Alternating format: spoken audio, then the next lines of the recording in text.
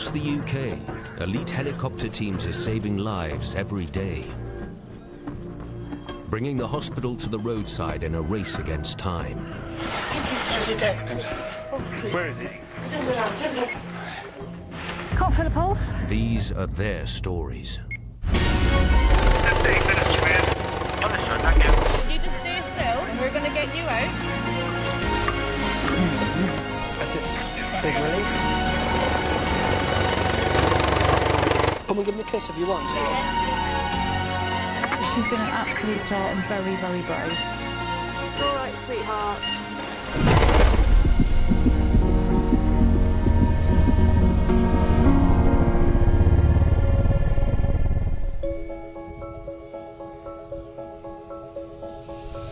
Norwich International Airport, one of the East Anglian Air Ambulance's 2 bases. 10 paramedics, 2 pilots, and 12 doctors ready to be called out at a moment's notice.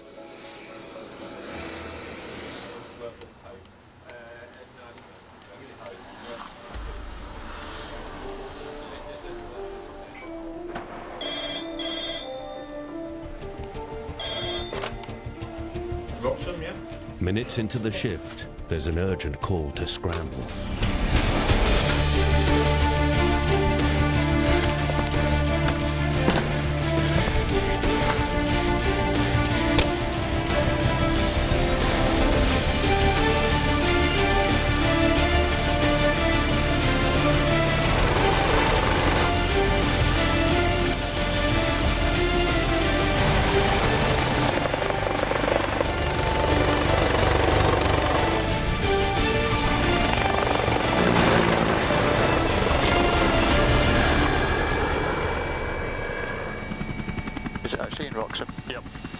It's south of the bridge.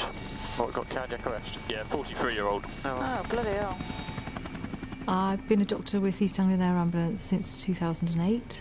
Initially, we were mostly going to trauma jobs. Now, I would say half the jobs we go to are medical jobs, and the vast majority of those are patients in cardiac arrest.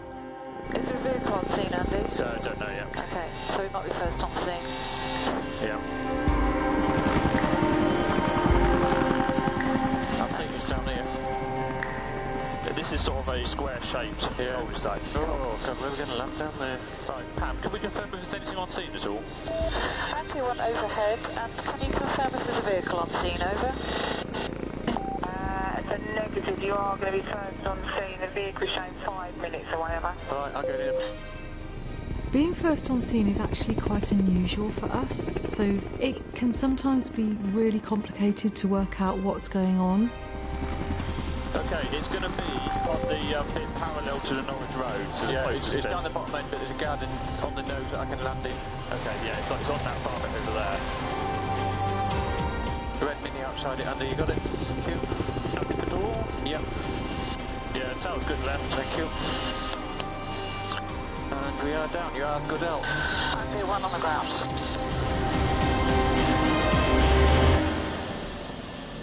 Ambulance emergency. Tell me exactly what's happened. My son is not well. I think he's dying. Sorry, you think? He's dying. Where are we going? Oh, he's just barely breathing. He's gasping for breath. He's blue. Oh, dear me, please come. Okay. Where is he? Okay, still breathing occasionally. Can't feel the pulse. Right. Oh, I'll get some gloves on in a minute. James was lying on his living room floor, really showing no signs of life at all. We needed to start life-saving treatment straight away. Okay, we've got lots of vomit. We've got some O2, please, guys. Fantastic, that's right. Okay, it's all right. We've literally walked in the door. Okay, so if you sort out the airway, something get camera in. On the top of our blue bag, there's a sink plunger. If something can pass me that'd be great. It's unknown how long James has been in arrest. The longer it takes to restart his heart, the higher the chances of permanent damage. Okay, let's get the pads on. Lovely. Yeah, I've got a lot on it. Yep. Plunger there, Pam. Thank you. It isn't quite a sink plunger, but it's essentially the same idea. It's really hard work to use, but it's very effective. How you doing with your cannula? Okay, we're going to stop and do a rhythm check. We do have a rhythm compatible with life. Can you check the pulse? Okay, we've got a good pulse now. Good. So let's get that sorted out. We'll stop CPR. Andy, you're sorting out the airway. I'm not going to tube hube at the moment. He's actually responding to that. Excellent. At this point, we didn't really know why James's heart had stopped. I needed to talk to James's mum to try and establish what had been happening. Can you tell me what happened? I said good night to him last night at 10 o'clock, but he couldn't sleep with the pain. And he'd taken some pethidine that the doctor had given. Right, why has he got pain? A trapped nerve. Right. He's had some pethidine, Andy. Can you just check his pupils and see if he needs some Narcan? Thank you. Yeah, they are quite constricted. Okay, should we give him some Narcan? Okay, thank you. The pethidine. You took the pethidine. So this was dispensed yesterday? Well, if he took it yesterday, not last night. Okay. James had been prescribed the day before a range of medication for sciatica and back pain, which were all perfectly sensible and reasonable and were designed to help relieve the pain and the spasm in his back. Painkillers can slow the heart rate. For James, a combination of drugs, including morphine and opiate, slowed his breathing down to the point that his heart actually stopped. So it feels to me like respiratory arrest post-opiate overdose, maybe, in somebody's opiate naive. Unfortunately, sciatica and back pain can be really unbearable for patients, so I can see that he was just trying to get on top of the pain that night. James? Yeah. Hi, my name's Andy from the air ambulance. Do you know where you are? No, OK. You're at home at the moment. You just had a bit of a funny turn. Yeah. I'm just going to give you some oxygen on a face mask. You just need to breathe it in for a little while, OK? Just lay nice and still while we do a few more tests, OK? James, have a big cough for me, darling.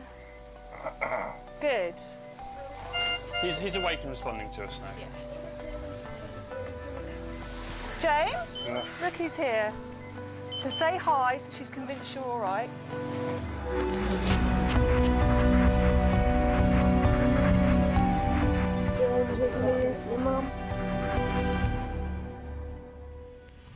Are we going to fly or are we going to go by road? How far is it by road?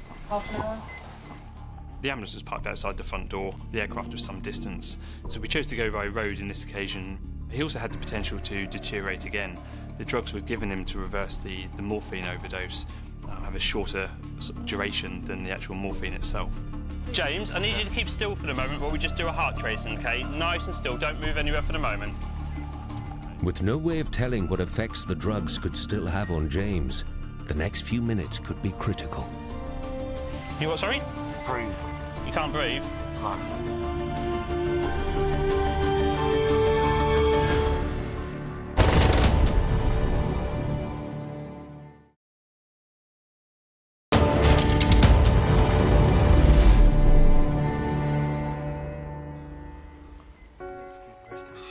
In Norwich, the team of Helimed 85 have brought James back to life. An accidental overdose of prescribed painkillers had caused his heart to stop. We have resuscitated him and are intending conveying him by road to the Norfolk and Norwich. Over. By road to Norfolk and Norwich, is that over? Yep, that's all confirmed. Over. ECG's fine. Super job. Good. Right, James, we're going to take you off to the Norfolk and Norwich Hospital, OK? Are you going to come with us, or are I you... won't go, I'll follow. Okay. Okay. Get your breath back. Is there somebody who can be with you? My daughter's coming to see what Nice. Good. OK. So we've got pads running the trace there, that's fine. End tidal's good. Respiratory rate's dropped off a bit. Angle run leaving scene on board the land vehicle. Concentrate on those nice deep... Can we see lead sequence area? So I reckon he's had 200 milligrams of Oromorph in 12 hours. Yeah. So gabapentin prescribed yesterday as well. It's absolutely crucial that we know exactly what James has taken. We may not have seen the effects of those drugs at this point, and they may start to become more apparent en route to hospital. She's had 4 naproxen. He's had 55 milligrams of diazepam. Okay. Well, that's what's missing out of the box. Okay. And that was prescribed yesterday? Yep. So all of this was given yesterday. Okay. It was only when I was sitting in the ambulance going through all the other tablets that I realised exactly how much medication James had managed to take. If we hadn't turned up when we did, honestly, he was minutes away from being irretrievable. James is still in a very unstable condition. If his heart stops beating again, all his organs could shut down for good. You're in the back of the ambulance going to Norfolk and Norwich. All that medication kicked in and completely flattened you. Do you want some more water? Here we go. James, we're at the hospital now. Big deep breath and a cough for me. Okay, a couple of bumps, James. Morning, morning. Where is Sorry to bother you so early in the morning, Doc. Someone grab those lower strokes. So was this an arrest? Yes. Okay. So, this is James' recent onset of sciatica. Last night he went to sleep on the floor having collected new medication from the GP at lunchtime. He was found by his mum this morning and she felt he looked dead, and he did indeed look dead. He had no palpable pulse. We started QCPR. Andy put an eye gel down, then having got the history we gave him some Narcan, at which point it all got better quite quickly really. So potentially it was good luck that she found him then in arrest. Yeah. Yes. At that time. Okay. Excellent. Thank you, Jax. The really important thing for us is to give the necessary life-saving interventions as quickly as we can, and then to get the patient to hospital. I think for James, if we hadn't turned up when we did, I don't think he'd be here to tell a tale, and that would be really sad. Marvellous, all aboard then. Everybody happy? We were first there. We saved his life. Yeah. What more can you ask for? Doctor did some work. Awesome. James will be kept under constant observation to monitor his organs and to ensure his vital signs return to normal.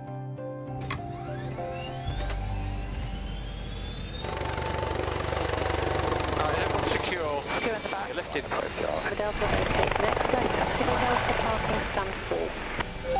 Hello, Echo Alpha. Just to advise, we have lifted from the Norfolk and Norwich and are returning to base. Over.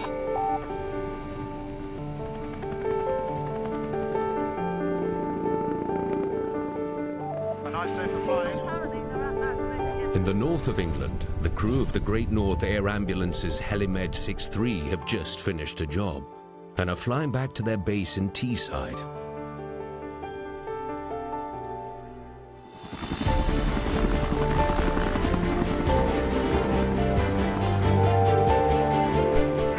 Go ahead, man. Yeah, man. Got a job for you. Ready to receive grid reference. It is November Yankee 608932. An urgent call has come through for the team to divert immediately to the remote Kielder forest in Northumberland. Carver's bike. 2 wrist fractures, possible pelvic fracture, semi-conscious at the moment. Over. Right, mate, that is all understood. We get a huge amount of motorbike accidents, more so through the summer. If you come off a motorbike, you've got very little protection, you get severe injuries, and sadly, a lot of the fatalities that we do go to are motorbike riders. It's going to take us 12 minutes to get there. Seems to look dead. When it comes to motorcycle accidents, every second counts. A land ambulance would take at least 30 minutes to reach this area. Kielder Forest itself is a very thick forest. It's a long way away from any of the nearest hospitals, so it's not where you want to hurt yourself. It'll be just somewhere down here now, I believe. Is there anybody there to wave at us? The police are on scene, apparently, mate. They're the one that made the diagnosis. Right, have a look up that road. I've got a police car, left-hand side. Oh, we have got rapid on scene. Can you get the clearing next to the police car? Looking behind, there's no vehicles coming through. I've got both the road signs and we're going directly in between them both. Okay, mate. Okay, you're good left. Can I open this window, mate? Yeah, go for it. Right, have I got plenty of room left? Plenty of room left, you. Right, left, just going to drift left, mate. Okay, just got that one, just the one there, it's only one. 6-3 on scene, over.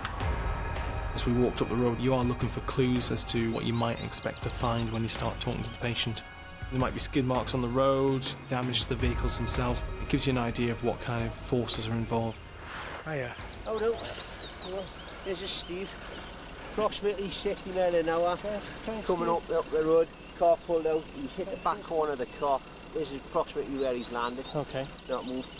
Very, very tender touch on that right hip. Okay. He has got a bit graze on his knee, but he's not been complaining of any C-spine pain. Steve, hello mate, are you normally fitting well? Yeah. Where have you got the most pain at the moment? I'm living up here now. My hip and my wrist. You've got to be very, very careful. If someone's complaining of hip pain, he might have broken his hip itself. More worryingly, it could mean that he's broken his pelvis. Those sharp bits of broken bone can damage the blood vessels. On the outside, they look fine, but the patient can be bleeding to death in front of you. Just breathe in that for us. Getting Steve to hospital quickly becomes the #1 priority. But just moving him before assessing for other injuries could have consequences. Motorcyclists are vulnerable. They've got minimal protection, so if they come into contact with something hard, like a vehicle, their body takes the full force. They've got a helmet on to hopefully protect the head, but the rest of them is essentially unprotected. Have you got any pain up here?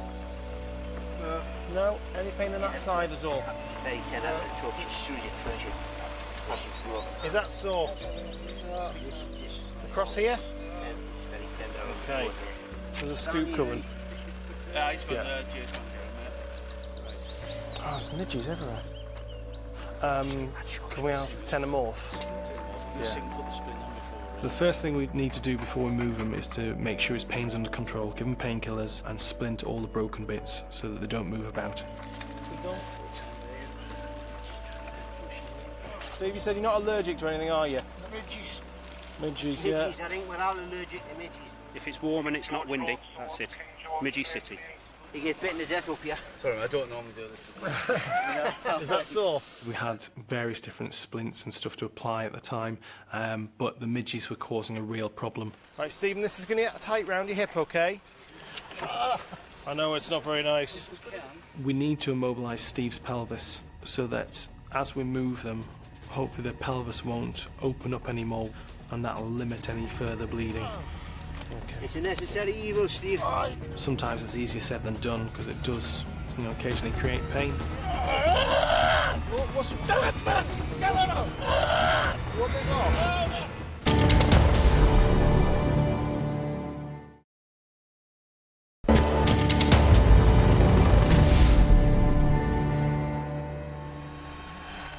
Right, Steve, we're going to give you a strong painkiller now, okay? Dr. Dian Arbid and the team of Helimed 63 have been called out to Kielder Forest in Northumberland. Motorcyclist Steve has been involved in a collision with a car. See, we're coming up the road doing about 50-55 miles an hour and the car pulled out with the sentence here, hit the back end of the vehicle there, and that was it, come off and basically where he's lying. He was complaining of a lot of hip pain. We always assume that they've done the worst, so we assume they've broken their pelvis, and you can quite easily bleed to death just from breaking your pelvis. We needed to get him rolled onto the scoop and immobilise him fully. This was creating a lot of pain. Get rid of! You want this off? Oh, that's great. I'll give some ketamine. Right, you're going to feel very woozy now, okay, Stephen? Ketamine can affect people in different ways. They can hallucinate, and it can make them very vocal. It's free. You're all right, mate. There you go. All right. Oh, fuck! Where are you? Yeah, I'm straight above you. Look, I can't see. You can, yeah, right. Oh, what's happening? Take us away. You're gone in a minute, man. In Steve's case, giving him ketamine made him quite noisy and that he was shouting out. And it's just one of those side effects that we occasionally see with ketamine with certain people. Yeah. What the fuck's going on? Putting you in a helicopter, you're going for a helicopter ride. Hello. As soon as we got into the helicopter, the midgies all went, which was very, very welcome. Can we leave the door open? No. Shut that door. This patient was a really good example of how the helicopter can be very beneficial because it brings the A&E to the roadside in a very remote situation. If you look back 10 years ago, they didn't have mobile teams with medical and paramedic staff working together in a trauma team, so pre-hospital care's come on a long way. Right, have a good look out for cranes. Because the other ones have cropped up. Right, we got 3 green to bring that on.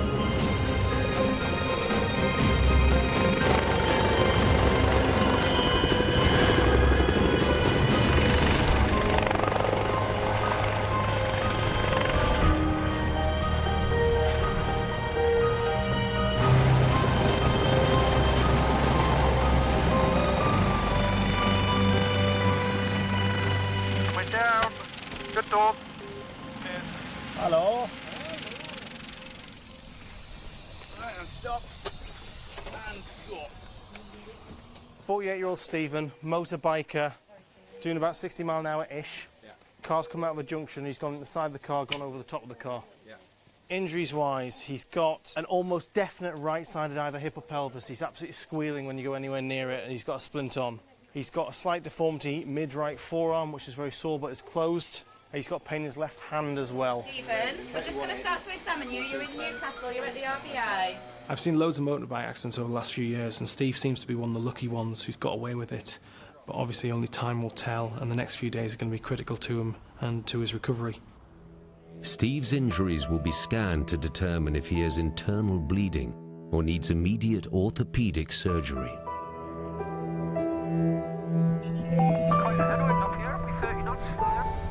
50 miles west in Penrith, the Great North Air Ambulance Service has been operating the Pride of Cumbria aircraft since 2004. Today, paramedic Andy Dalton is on duty. I've worked with the Great North Air Ambulance for 9 years now. So what does the forecast say then? So we're in area Alpha. I've always wanted to do something with the emergency services even since I was about 12 or 13 years old. The thought that I actually would be doing it, particularly working on a helicopter, I would never have believed that.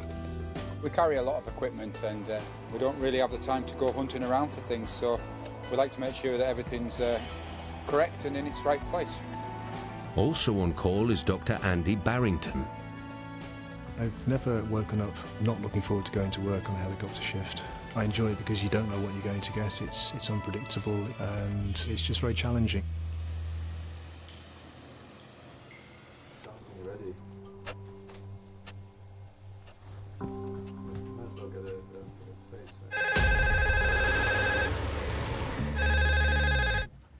Hello? Job? November Yankee 404624. Land paramedics have requested specialist medical backup in the village of Blackford, 20 miles north of base. Jay, start up.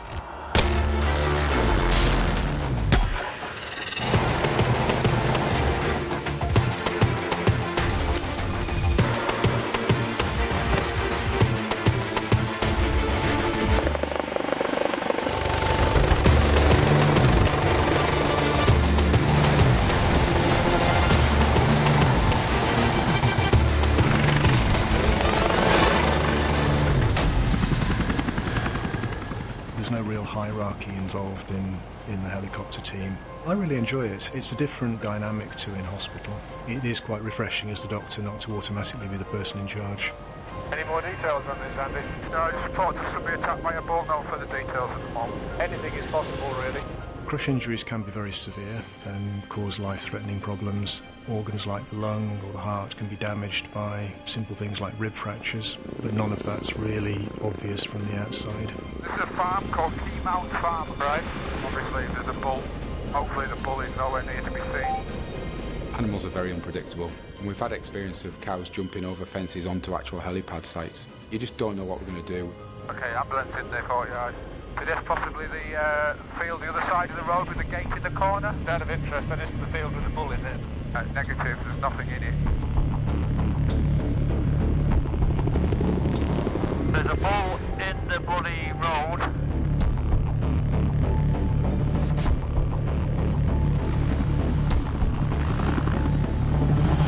Right, green creature shut down.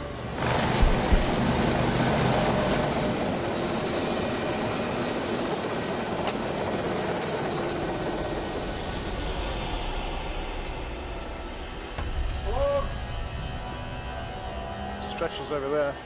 The farm is deserted, with no sign of either the casualty or the bull.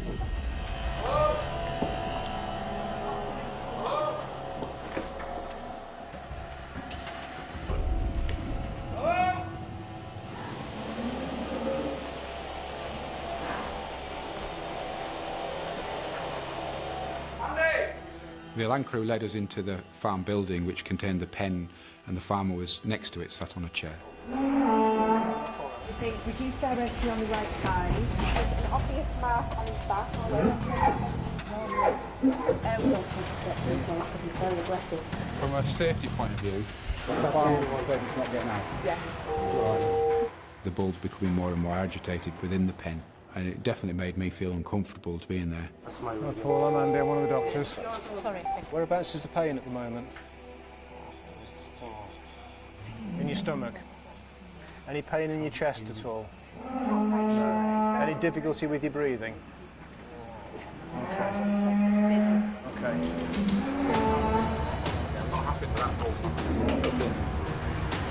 It became obvious that the bull was distressed. We needed really to be out of that environment. A cow had been in with the bull and he was getting the cow out and the bull had a do at him. Paul, is there any pain just down here? No. Sore there? Yeah, okay. So really it's just this side of your chest? Okay. The pain that we found was probably from rib fractures. The concern would be the damage that the fractured ends have done to the underlying organs like the lung or the liver. Right, we'll just pop this arm up. There's nothing obvious, Andy, you think? No, I don't think so. The ultrasound had confirmed that his lung was still fully inflated and probably not injured. Okay. Right, guys, what we'll do is we'll just trundle him off to the aircraft, we'll get him in and we'll get him. Is he conscious now? Yes. Just tell him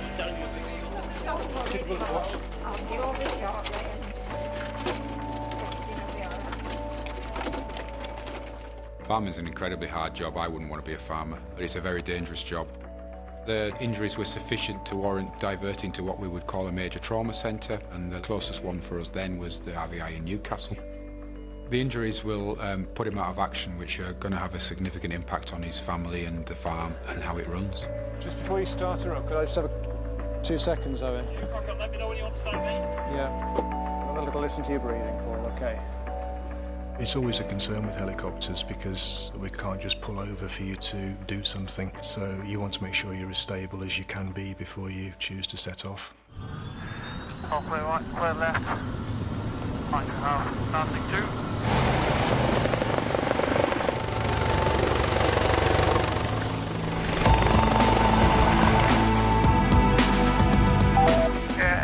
That's us now airborne. We're showing an ETA to RVI of 18 minutes.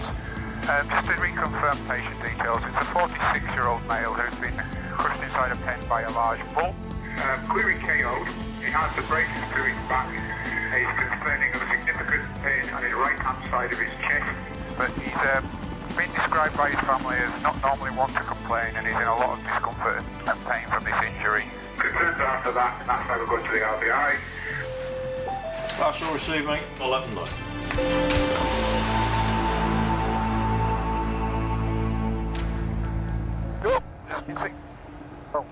Get the mask on his face. Vomiting in the context of an abdominal injury could be a sign of deterioration, but in Paul's case I was more concerned that he was going to choke on the vomit.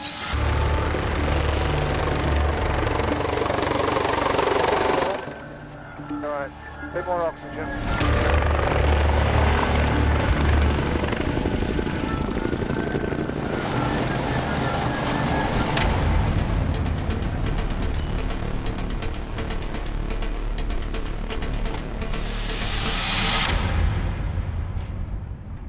Right, so this is Paul, who was in a pen with a bull, and the bull seems to have squashed him against a metal railing. C-spine was fine, chest, bilateral air entry. I couldn't actually feel any crepitus, but he is tender to palpation. A quick look at the ultrasound, it looks as if the lung is up on that side. He is tender right upper quadrant, but the abdo feels quite soft. Pelvis and everywhere south is fine. The main decision to be made in A&E is whether Paul needs to go straight to theatre to manage any internal injuries, such as a liver laceration, but also to decide whether there is actually any lung injury which would require a chest drain. It could take Paul weeks to get back to normal. Cheers. I don't know about you, but I just did not feel comfortable in that place with that thing bucking and kicking behind. It would have made things quite exciting if that railing had not stood up to it.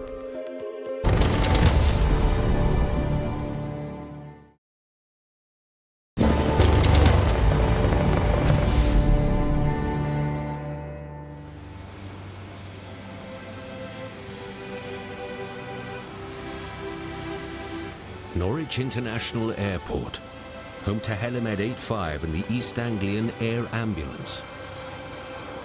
Dr. Pam Crispin and paramedic Rod Wells are making good use of their time between calls. What fun, okay. Yeah, I'm testing you today then. Okay, so we've got an awake aeromedical transfer and the patient is hypertensive less than... Pam's a great doctor. We got a really good working relationship. I think we're both methodical in our approach and we don't tend to rush around too much. It could be absolute or relative fluid loss, so there could be bleeding, could be septic. Running through scenarios like that is great for teamwork, and we know that well-drilled teams provide much safer patient care. Keeps us sharp. It's a team effort, because there is things that I will forget, there's things that Pam will forget, and there's a team, we're all there together.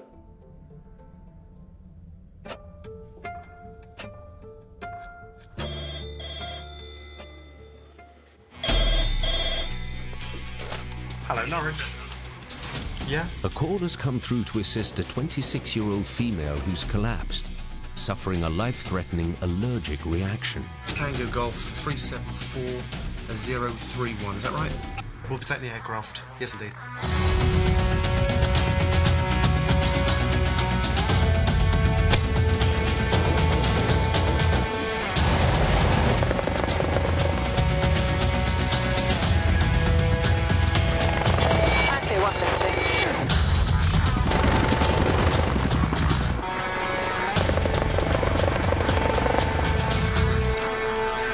The patient is only 11 miles from base, but even by helicopter it will still take 7 minutes to reach her. What are we going to, Rodders? Respiratory rest due to anaphylaxis crew request. Oh, bloody hell. Proper one again. True anaphylaxis is actually quite unusual. It's a completely overwhelming reaction which can rapidly cause the patient's death if not treated promptly.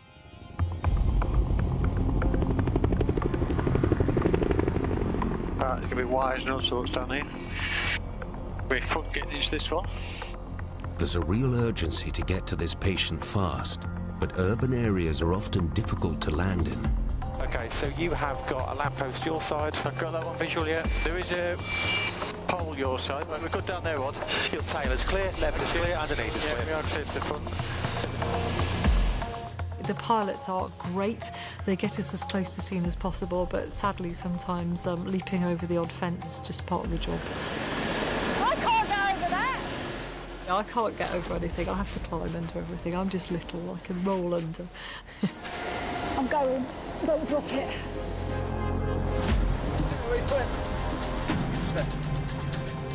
Sorry, we had a bit of trouble getting over the fence. Hello, Donna. An anaphylactic reaction can be immediately life-threatening. It can cause cardiovascular collapse and blockage of the airway. So it really is a life-threatening emergency. So 200 of hydrocortisone, and if we get a salbutamol on there, please, that'd be great. You just keep concentrating on your breathing, sweetheart. Okay, so that's a 97, heart rate's 135. All right, darling, don't scratch, okay? I know it's really itchy, okay? What are you allergic to? Thank you. Thank you, it's a bit frothy. Coconuts and kiwi. It sometimes tingles a little bit when it goes in, sweetheart. It'll really help with that itching. Kat wasn't shifting enough air backwards and forwards to get enough oxygen in. She was unable to get rid of the carbon dioxide that she was making inside her body. Such a high CO2 level would be a strong indicator that Kat's life is in immediate danger. My blood pressure's all right. Did you want to sit up? You think you can sit up, Kat? I'll support you. We'll keep giving you this nebulizer. We'll get you something to stop you feeling sick, OK? You don't feel well, I know. You don't look very well. So we're not going to fly her, are we? So if we prep for you. Okay, yeah, so we get ready to go then, mate, yeah? Kat was quite unstable, so the sensible thing to do to transport her by road so that if we needed to do anything by way of treatment on the way in, that it was relatively straightforward to do that. Kat? Kat? Kat! Do you want me in there? Yeah. Kat! Kat has lost consciousness. She's not responding to the medication, and her condition is getting worse. OK, she's still breathing, isn't she? So just keep her airway open. She still seemed to be breathing as adequately as she had been, so I wasn't quite sure what was going on there, but it was clearly a worrying development. She's got a pulse? Yeah, she's got a bang on the radio. Yeah. Okay, so she'll tolerate it. Gently, gently. Kat was in a serious condition at that stage, and we did think about taking over her breathing altogether. Yeah? I think we're going to RSI. I think we're going to have to at this point. So an RSI is using drugs in order to get a plastic tube down somebody's windpipe. In Kat's case, this was necessary potentially for two reasons. First of all, her airway might be swelling, so we needed to hold her airway open. And secondly, she was breathing inadequately, so we needed to control and support her breathing. In the meantime, can we have... Oh. Miraculously, she sort of recovered in front of us and became conscious again. Kat, can you hear me? Okay. How's that breathing feeling, sweetheart? Hot. Hot? Hard? Okay. I don't know why I thought intubating wasn't the right thing to do. In this case, I just had a feeling that Kat was probably going to manage without having to be intubated. The trouble is we could get in a lot worse trouble, Rod, that's all I'm thinking. Difficult decisions that could mean the difference between life and death have to be made instantly. We could make this quite a lot worse. What are we going to achieve by controlling her airway? Okay. She's tight, isn't she? We're not going to make her less tight by giving her a lot of drugs. Yeah, thank you. Just give a couple of mils, that'll be fine. She's talking, she doesn't sound husky. Her airway's not getting worse. Okay, yes, she's having a life-threatening asthma attack, but actually... This is the only thing, is her end tidal's quite high. Yeah, but we're unlikely to be able to get that down just through intubation. Her BP is fine. And we're risking blowing a pneumothorax. And we're going to be in the back of an ambulance, so anything changes, we can pull over and do an RSI. GCS is 15, isn't it? Yeah. OK, that sounds like a plan. We had a conversation and decided at that point not to RSI her.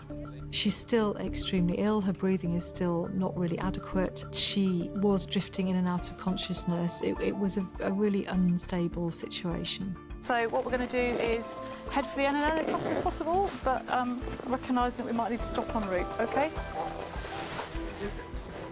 Thank you very much, ladies and gentlemen.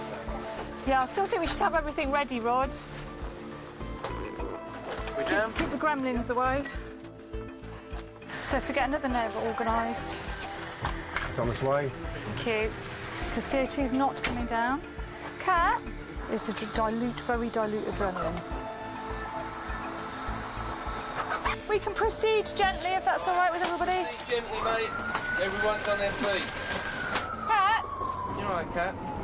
She's gone off again. Kat has fallen unconscious again.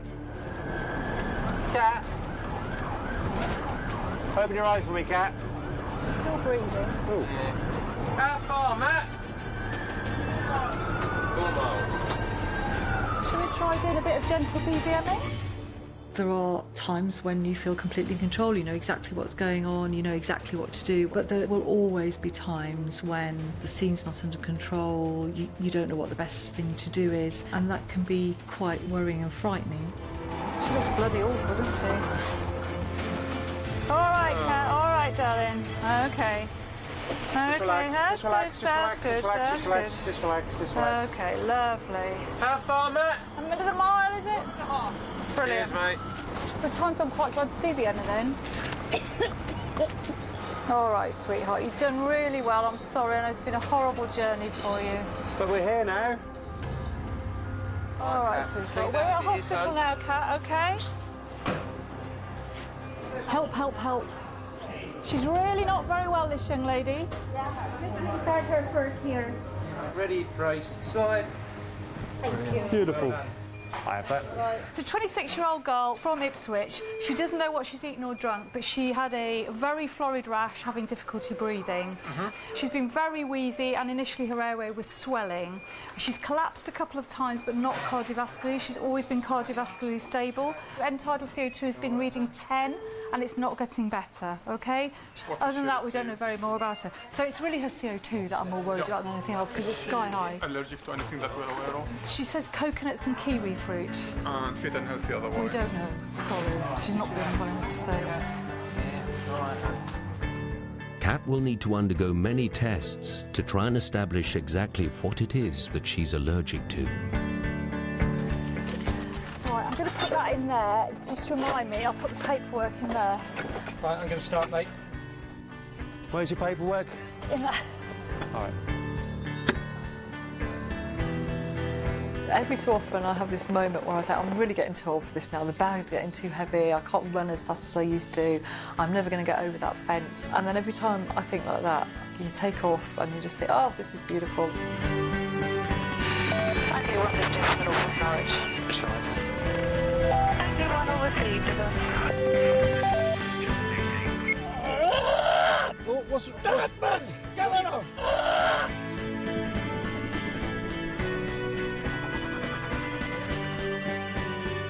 It was a nasty accident. I'll never forget it, ever. I'll never ride a bike again in my life. Never. I don't even want to sit on one, ever again. Well, that was a difficult job, actually. I was quite scared, though. They go bad on you, and you can make them worse, and it's a difficult call to know what to do for the best. Okay, so if you sort out the airway, somebody get a cannula in.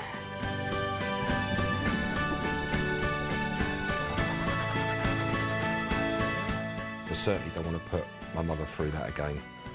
You'll never forget your terrible flashbacks.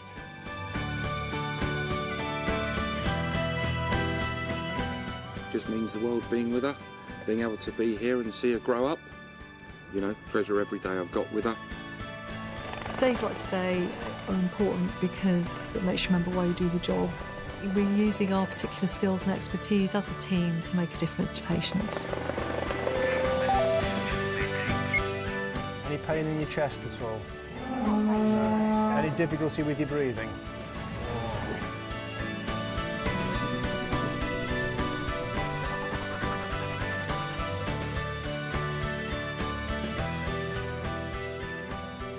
We obviously don't want people to get injured, but if the worst happens for somebody, then, you know, we want to be able to be there to do what we can. Cat! Okay, she's still breathing, isn't she? So just keep her airway open.